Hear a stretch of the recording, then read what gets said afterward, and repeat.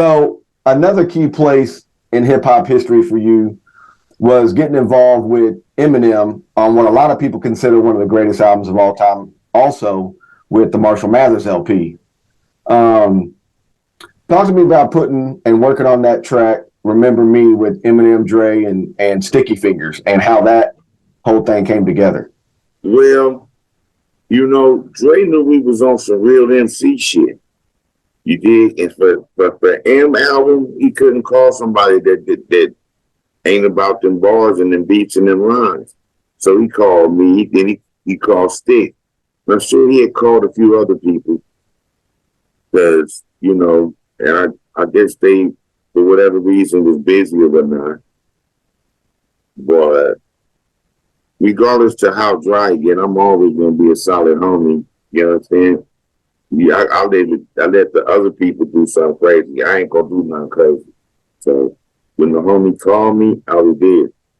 He was like, man, I need you to come through and do your RBX thing. I said, oh, okay, no problem. At that time, my Nettie brother was alive. Rest in peace.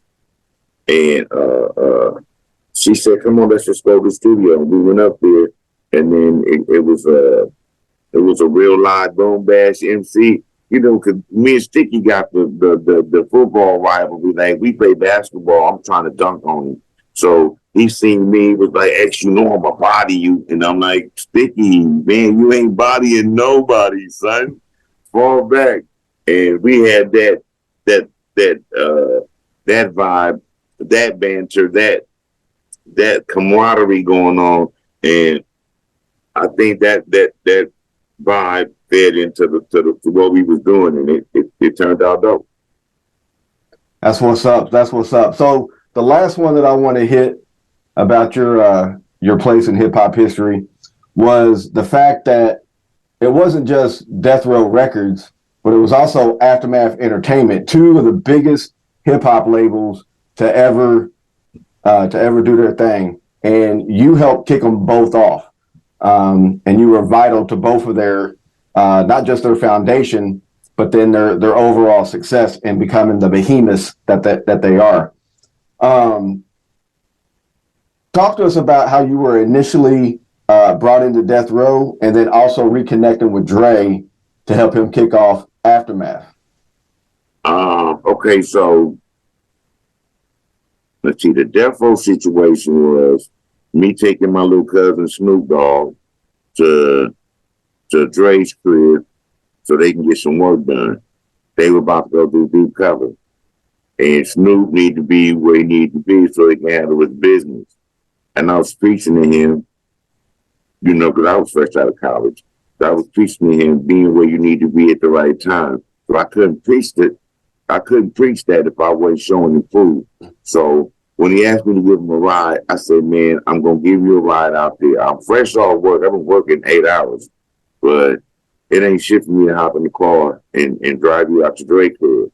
So I drove him out there, and I was telling him how to get things done and how to execute things. And Dre heard me talking and was asking me, he was asking Snoop, your cousin voice is crazy, can he rap? And then Snoop was like, boy, can he? But I wasn't there for that, so I wasn't trying to get down. So I ain't trying to get down. But he was just this so far. Dre, he kind of manipulative. I ain't gonna have you do nothing. Just give me like 8 bars. So I spit 8 bars, and he was like, oh shit, you can't go nowhere. You got to be on the chronic, Jack. And that's what happened. That's what's up. So on the Death Row, on the Aftermath situation, my whole loyalty at the Death Row situation pretty much was with Dr. Dre, not shit. I was with Snoop and Warren and Nate Dogg, and that was my side of the thing. So me and Dre was always good. We didn't have no bump at all. And when he started Aftermath, I was at Warner Brothers. But Warner Brothers was on the tail end of that Ice-T debacle from Cop Killer. and they didn't know what they wanted to do with me. So they had me running around like a Keystone Cop, playing these games, knowing they wasn't gonna put the record out because they were scared of all black music at that time. They was, you know, this that cop killer thing really did some things and tired of so they was like, you know, so they start forming dummy companies. That's where Premeditated Entertainment came from. That was a dummy company because they didn't want shit to attack Warner Brothers, so they came with Premeditated. I took Premeditated and ran with it, but that's Warner Brothers first started that.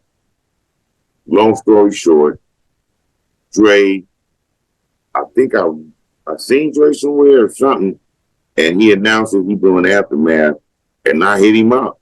Yeah, that's my dog.